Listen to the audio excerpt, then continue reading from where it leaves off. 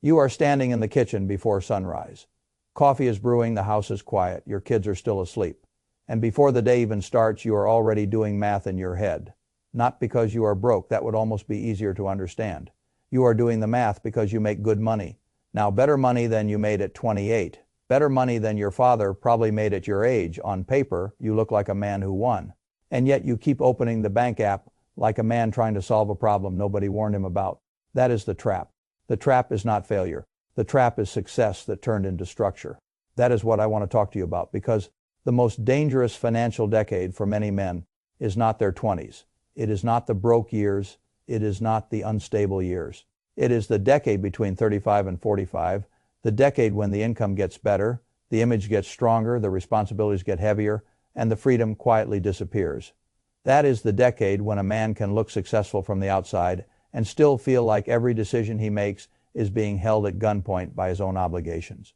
Most men do not fall apart in this decade because they are reckless. They fall apart because they are responsible in the wrong order. They buy the house.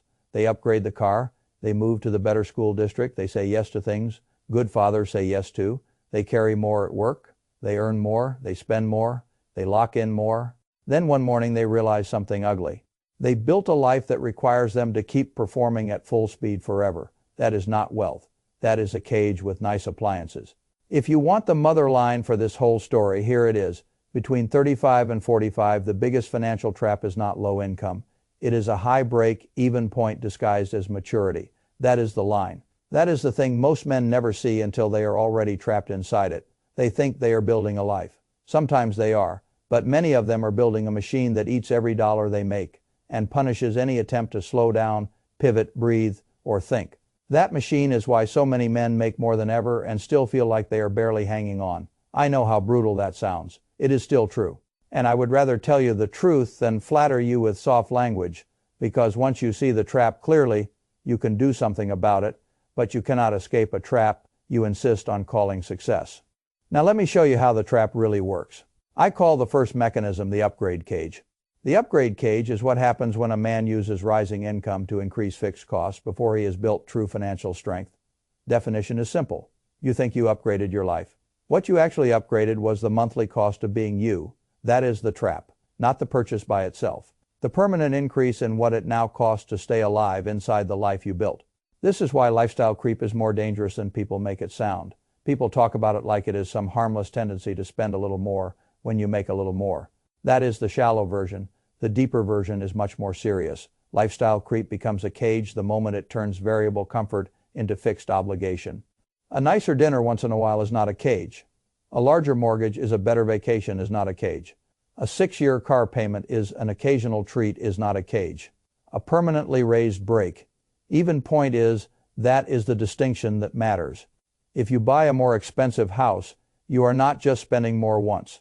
You are signing up for higher property taxes, higher insurance, higher utilities, higher maintenance, and a bigger monthly target that now has to be hit over and over again just to keep the machine running. That is not a taste issue. That is a structural issue, and structure beats intention every single time. You may intend to save more later. You may intend to invest more next year. You may intend to take more risk once things settle down. The structure does not care. The structure wants the payment on the first of the month. That is the upgrade cage. Men walk into it smiling because it looks like progress. They do not realize that progress without margin is just prettier pressure. Now let me put numbers on it, because men often need numbers before they allow themselves to believe a truth. They already feel the average mortgage payment in America is now over $2,000 a month. Many households spend 30 to 40% of take, home pay on housing alone. Now add a new vehicle payment, over $700 a month is no longer unusual. Now you are well over $2,700 before you have saved $1, invested $1, bought groceries, paid for childcare, covered insurance, or touched a family emergency. That is not theoretical pressure. That is a loaded spring. And once a man lives inside that spring for a few years, he starts confusing chronic tension with adulthood. That is a very dangerous mistake. Now let us move to mechanism 2. I call it the flexibility drain. The flexibility drain is what happens when you finance comfort and accidentally sell the very thing that would have made your future strong. That thing is optionality. Optionality is one of the most underrated assets in the entire financial world. It is not glamorous. Nobody shows it off. Nobody posts it online, but it changes everything. Optionality means you can say no. You can say no to a bad deal. You can say no to a miserable job. You can say no to a client who drains your soul. You can say no to a promotion that pays more but eats your life. You can say no because you have room. Most men do not realize how valuable that room is until they have sold it piece by piece. They finance the car because the monthly payment feels manageable. They take on the bigger house because they technically qualify. They accept the recurring commitments because each one seems reasonable in isolation. Then one day they discover they no longer have the ability to move. They cannot change jobs. They cannot take a step back. They cannot survive a short dry spell. They cannot afford a mistake. That is the flexibility drain. It is not just about debt. It is about how every convenience purchase quietly narrows your future range of motion. People think a financed car is transportation. Sometimes it is 6 years of surrendered negotiating power. People think a bigger house is stability. Sometimes it is a forced career dependency with landscaping. People think comfort reduces stress. Often it merely delays stress and makes it structural. That is the part nobody likes to say out loud. The comfort you bought stops feeling special surprisingly fast. The payments do not. They show up on time, every time, without sentiment. And they keep your life pinned to a required income floor, whether you feel well, whether the market is strong, whether your employer is sane, or whether you still even want the life you built. This is why I say flexibility is more valuable than comfort. In this decade, comfort is temporary, flexibility protects the future. Now, let us move to mechanism 3. I call it the obligation ratchet. This one is especially dangerous because it often arrives wearing the costume of love, responsibility, generosity, or duty. The obligation ratchet is what happens when a man keeps saying yes to structural commitments that permanently raise the amount he needs every month just to break even. Again, the key word is structural. You can cancel a streaming service. You cannot casually cancel private school tuition after your family is now emotionally and logistically built around it. You can skip restaurants for a month. You cannot quickly undo a mortgage, a co-signed loan, a long-term family support arrangement, or a financial promise that became part of your identity. That is what makes the obligation ratchet so vicious. Each decision may be defensible. Each decision may even be right. I am not here to tell you to neglect your family, abandon your parents, or become some joyless monk who thinks every expenditure is weakness. That is not wisdom. My point is simpler. Every major obligation you take on raises your monthly break, even point. And once that number goes up, it rarely comes back down easily. That has consequences, real ones. A man with a low break, even point, experiences a bad month as discomfort. A man with a high break, even point, experiences the same bad month as threat. That difference changes the entire texture of life. It changes how he shows up at work. It changes what risks he can take. It changes how much disrespect he is willing to tolerate. It changes whether he is choosing or merely enduring. The internet loves to argue about little expenses, coffee subscriptions, takeout. Those things matter at the margin, but the real leverage is not there. The real leverage is in the structural decisions that determine whether your life requires $6,000, $8,000, or $10,000 a month just to stay in place. That is the number that runs your nervous system. And most men have never even calculated it clearly. That is astonishing to me. They know what they earn. They do not know what they require. That is backwards income without understanding the obligation base is one of the easiest ways to walk into a trap while telling yourself you are doing well. Now, let us move to mechanism 4. I call it the income mirage. This is the one that catches higher earners. The income mirage is what happens when a man mistakes a larger paycheck for actual progress, even though his net freedom did not increase. This is where smart men fool themselves. 10 years ago, they earned less. Now they earn more. They look at the salary jump and feel proud. Fair enough, maybe they should feel proud. But if the expenses rose with the income, or worse, rose even faster, then the man did not become financially stronger. He became a higher volume operator of the same old treadmill. That is the income mirage. More money came in. No real breathing room stayed. Income is not wealth. Income is what enters the machine. Wealth is what remains after the machine eats. You can earn $200,000 a year and still feel financially hunted if every increase in income immediately turns into a bigger mortgage, bigger car note, larger school bill, higher standards, and more invisible maintenance costs. That is why so many high earners feel nearly as stressed as people earning far less. The issue is not that money does not matter. The issue is that spending expands to absorb the relief before the relief has time to become strength. That is why I dislike the phrase making it when it is tied only to income. A man has not made it because the paycheck is bigger. He has made progress only if the gap between what he earns and what he needs has widened in a durable way. That gap is freedom. That gap is future investment. That gap is the ability to say no. That gap is the ability to weather a bad quarter without making a humiliating decision. And if that gap never grows, then the larger income is mostly an illusion. Now let me tell you why this decade is so dangerous. Between 35 and 45, a man's income is often higher than it has ever been. That sounds like good news, it is. But it also hides leaks when you earn more. Inefficiency becomes harder to notice. Waste stops hurting immediately. Bad commitments can be carried longer. You stop scrutinizing every dollar because enough dollars are coming in to keep the machine from visibly breaking. That is dangerous. A leak you do not feel can still sink you over 10 or 20 years. And this is exactly the decade when time pressure is also at its worst career. Kids' marriage, aging parents, health issues beginning to whisper. The calendar gets crowded.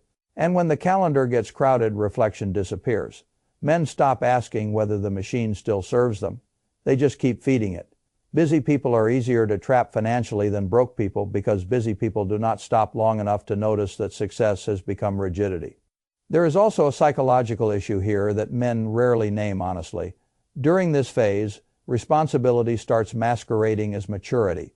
A man tells himself that taking on more is what grown men do. He tells himself that questioning the structure would be weak, ungrateful, or selfish. He tells himself that if he feels trapped, that is simply adulthood. Adulthood is responsibility. Entrapment is not maturity. Those are not the same thing. A responsible man can meet obligations. A trapped man cannot imagine escaping them without damaging everything around him. That difference matters more than pride usually allows men to admit. Now let me show you the first long-term cost of these traps. I call it delayed compounding. Every dollar that gets absorbed by lifestyle inflation in this decade is not just a dollar spent. It is a worker you never hired for your future. That is what compounding really is. Workers' dollars you send out to labor for you while you sleep. If you do not send them out at 35 because every raise got converted into a larger lifestyle, then the decade that could have been one of your greatest wealth-building decades gets burned in silence. The cost is enormous, and because it is a future cost rather than a current bill, most men barely feel it until much later. Let me show you the arithmetic. If a man invests $500 a month starting at 35 and earns around 7% a year, he can end up with something close to $500,000 by 65. Wait until 45 to start with the same contribution, and the result is less than half that. Same monthly amount, same return, different decade, completely different outcome. That is the cost of saying, I will get serious later. Later is expensive, very expensive. And the men who delay often delay not because they do not earn enough, but because the upgrade cage, the flexibility drain, the obligation ratchet, and the income mirage consumed the room that compounding needed. Now let me show you the second cost. I call it stress without poverty. This is one of the ugliest middle-aged financial states there is. You are not poor. You may be doing quite well by any ordinary external standard, but you still feel hunted by money. That is because your problem is not income scarcity. It is margin scarcity when the break. Even point is high. Every surprise feels dangerous. Even when cash is coming in, there is no safety in the system.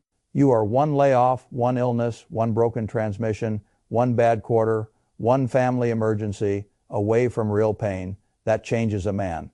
It affects how he sleeps. It affects how he speaks to his wife. It affects how patient he is with his children. It affects how brave he is at work. It affects whether he can think clearly or only tactically. Financial stress does not only come from lack, it often comes from abundance without slack. That is why some high-income men feel miserable in ways they do not feel entitled to talk about. They know others have it worse, so they stay silent. But the silence does not solve the structure. Now let me show you the third cost. I call it the success-stuck paradox. This is the condition where a man looks impressive on paper and powerless in private. He has the title, he has the house, he has the car, he has the respectable life, but he cannot move. He cannot risk. He cannot breathe, he cannot say no, he cannot reimagine, he cannot downshift, he cannot walk away from the wrong thing because he needs the machine to keep paying. That is not success, that is dependence disguised as achievement. This is where the emotional pain gets sharpest because the man feels guilty complaining. He knows his life looks good, He knows other people would trade places with him, and yet deep down he feels cornered. That gap between appearance and internal reality is corrosive. It makes a man resent the very life he worked to build, and that is a terrible way to live. So now let us talk about what to do. Not fantasy advice, not sell everything and live in a van, not just stop buying coffee. That is children's advice for adults with structural problems. I want to talk about leverage points. The first one is this: audit obligations, not just spending. That line matters. Most financial advice asks what you spend. I want to know what you owe. What must go out every month, no matter what? Mortgage, car insurance, school debt service, family support. Subscriptions that are actually locked into bigger routines. Recurring baseline costs. Add them all up. That is your true minimum lifestyle number. That is your real break. Even point, most men do not know it.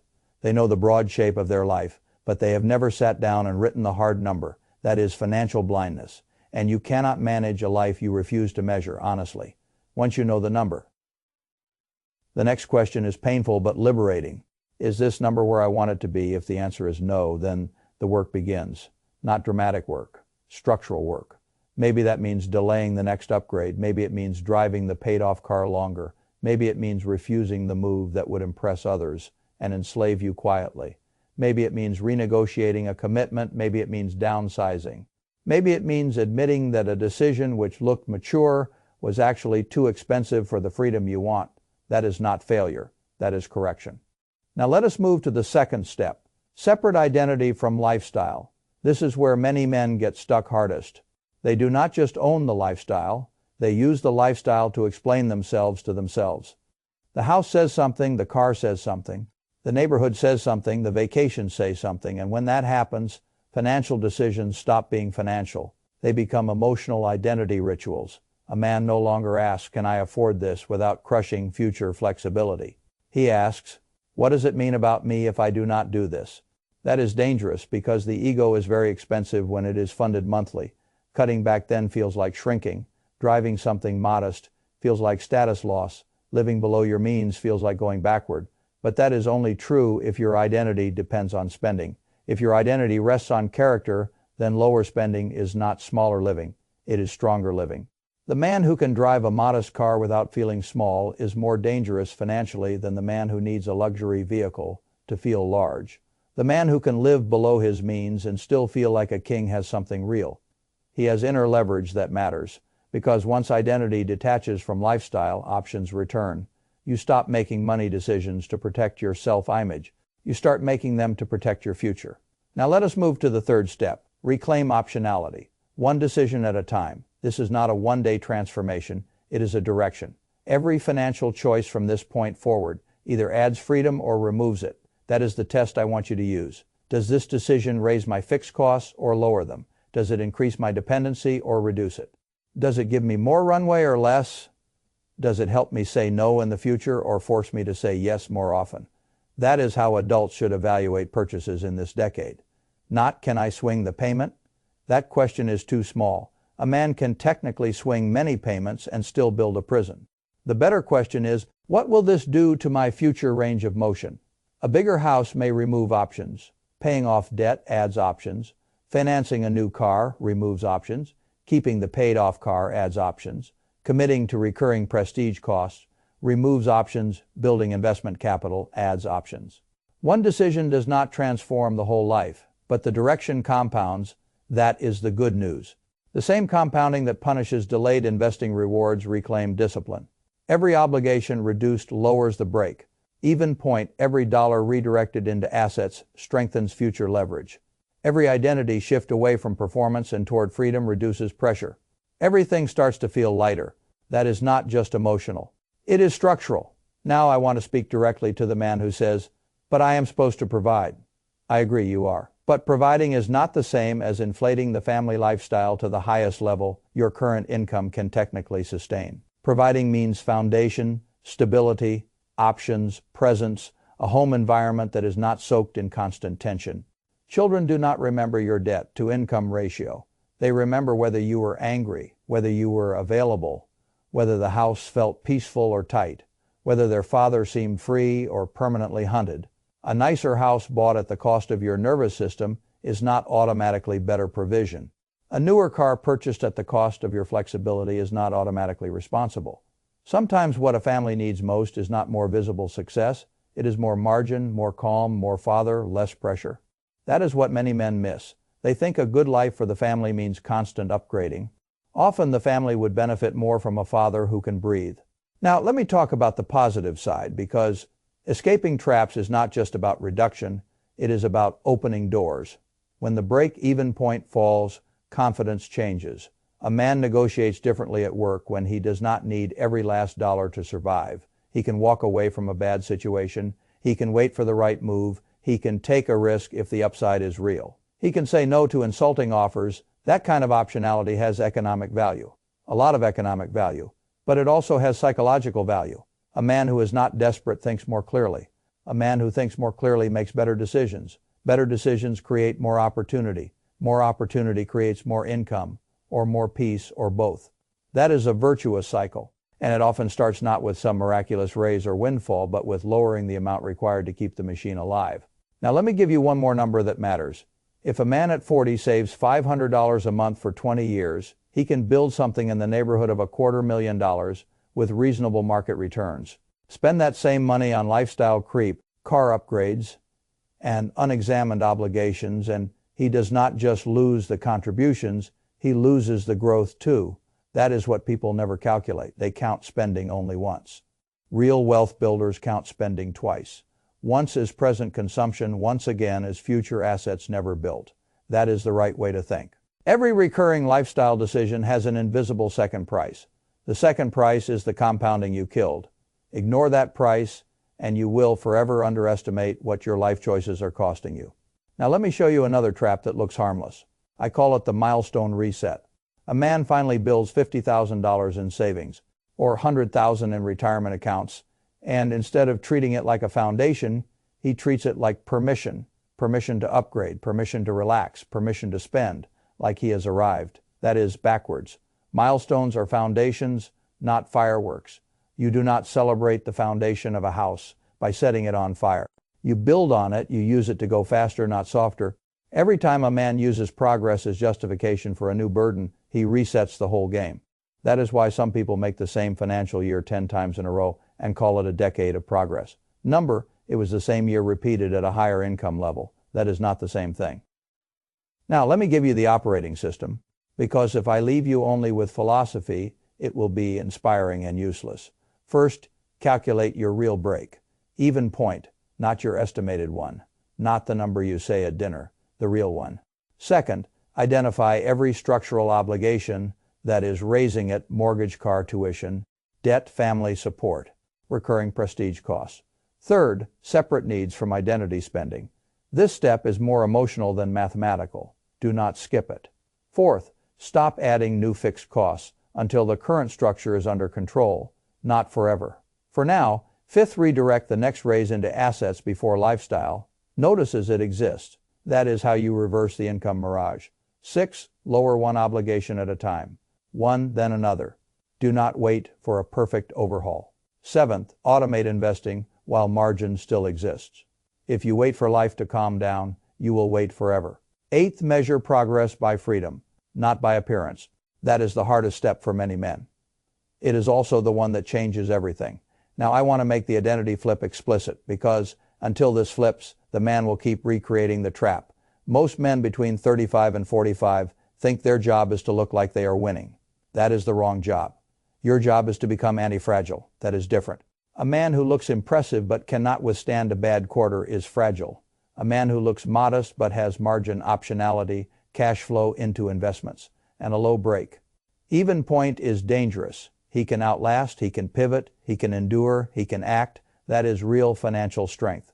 Stop trying to look expensive. Start trying to become hard to corner. That is a much better mission, and it leads to a much better old age, because the truth is, you still have time. That is the good news. At 35, 40, even 45, you are not finished. You still have decades of earning, building, investing, and reshaping ahead of you. But time only helps the man who stops digging the hole deeper. Every year spent blindly upgrading the cage makes escape harder. Every year spent lowering the break. Even point and directing money into assets makes escape easier. Those paths diverge faster than most men think. That is why I am telling you not next year. Now, audit the structure now. Face the number now. Reverse one obligation now. Redirect one stream of money now. Not because your life is ruined, because if you wait much longer, the cage starts to feel normal. And when a cage feels normal, men stop trying to leave. That is the real danger. Not the mortgage, not the car, not even the stress. The real danger is when a man mistakes entrapment for adulthood and stops believing he is allowed to want freedom. I do not want that for you. I want you to see the thing clearly. The traps that get men between 35 and 45 are not failures of discipline. They are failures of visibility. They look like success. They sound like responsibility. They get applauded by the outside world. And they quietly strip away the margin that makes a man's future strong. Once you see that, the spell breaks. You stop asking, how do I afford a bigger version of this life? You start asking, how do I build a life that cannot own me? That is the better question. That is the question a free man asks. And here is the blade I want to leave in your mind.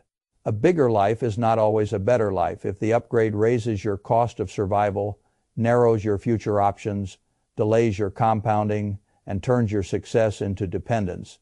It is not really an upgrade. It is a transfer of freedom into image, a transfer of optionality into obligation, a transfer of future peace into present appearance, and that is too high a price for any man to pay forever. Do not buy your own cage, not with your raise, not with your pride, not with your children's future, not with the decade that could still build the foundation of the rest of your life. See the trap, lower the brake. Even point, reclaim optionality. Build assets, detach identity from lifestyle, and then keep going until your life finally feels the way it looks like it should feel: stable, strong, uncornered. That is real wealth. Everything else is costume.